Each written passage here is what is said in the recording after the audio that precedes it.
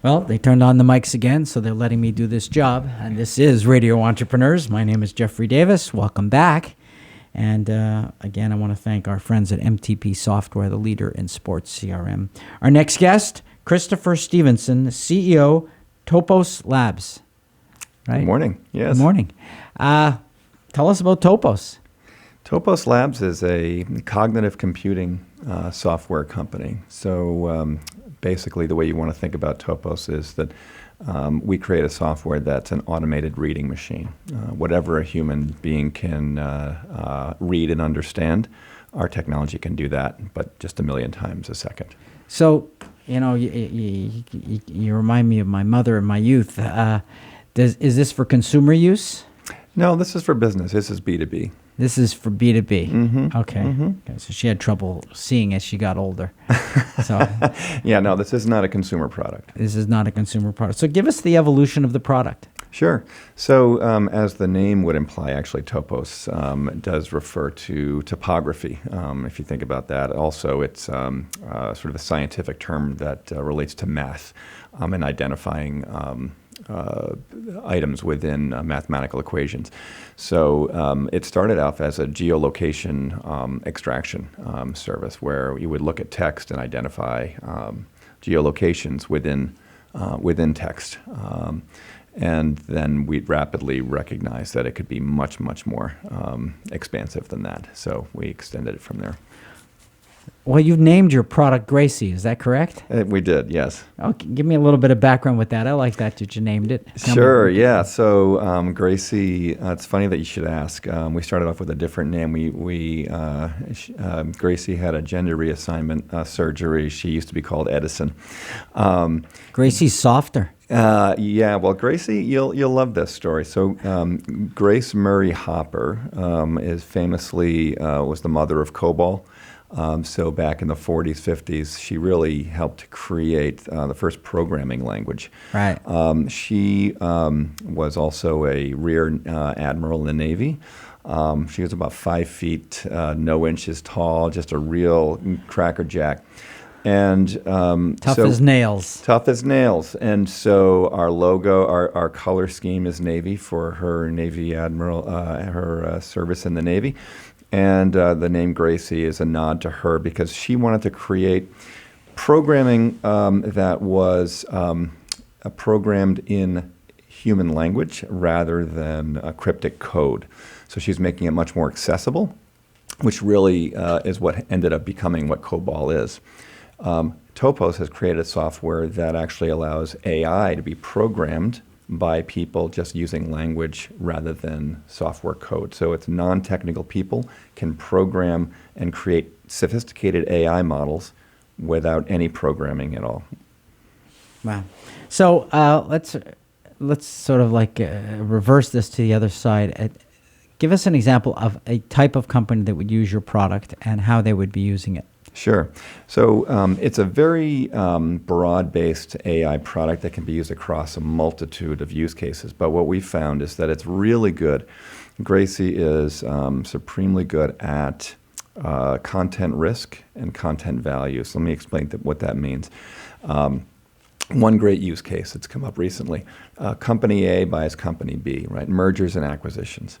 Along with that, you get the people, you get the products, but you also get all of the data, all of the documents, okay?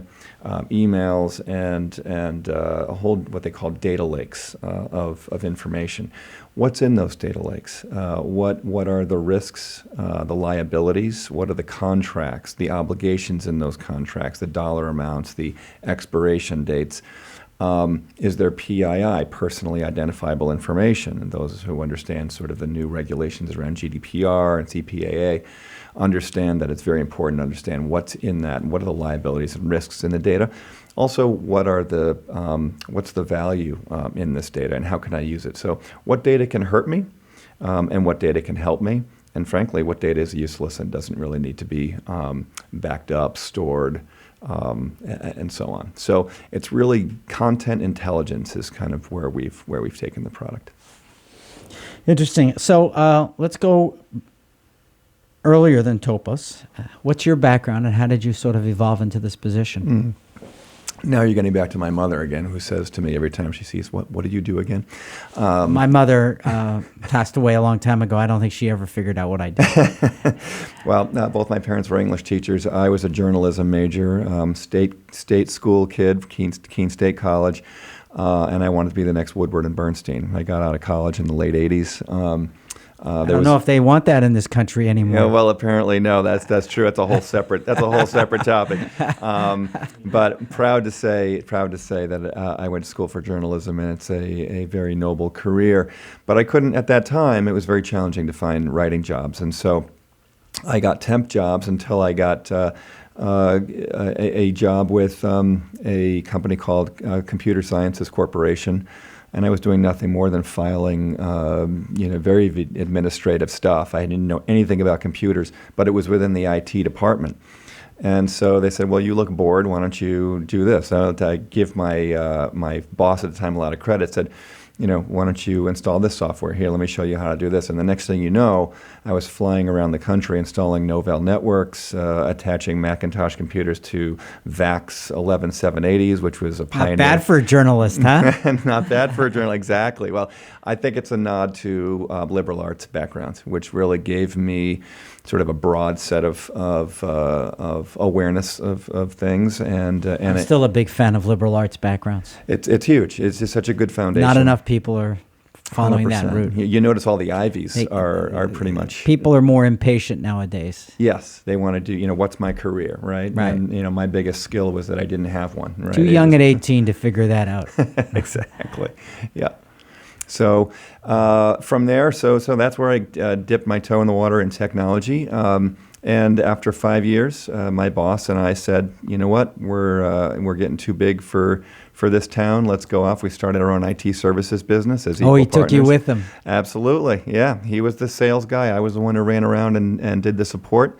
I was the client-facing guy. So he built you. He built me, and I'm going to the Patriots game with him later today. It's his birthday, so No kidding. He and I. Now we're not. I still do. We're in different businesses, right? I'm still part of the business that we founded, but I'm not along part of that day to day. So he runs that. We found a way to part ways and allow each other to grow in separate directions, but we still stay in touch. And he's a great. It's kind of a heartwarming entrepreneurial story as well. So he dragged you into entrepreneurship as well. Absolutely. I was really a little bit more interesting. I think he's more conservative in general, but at the time he really pushed me beyond what my comfort zone.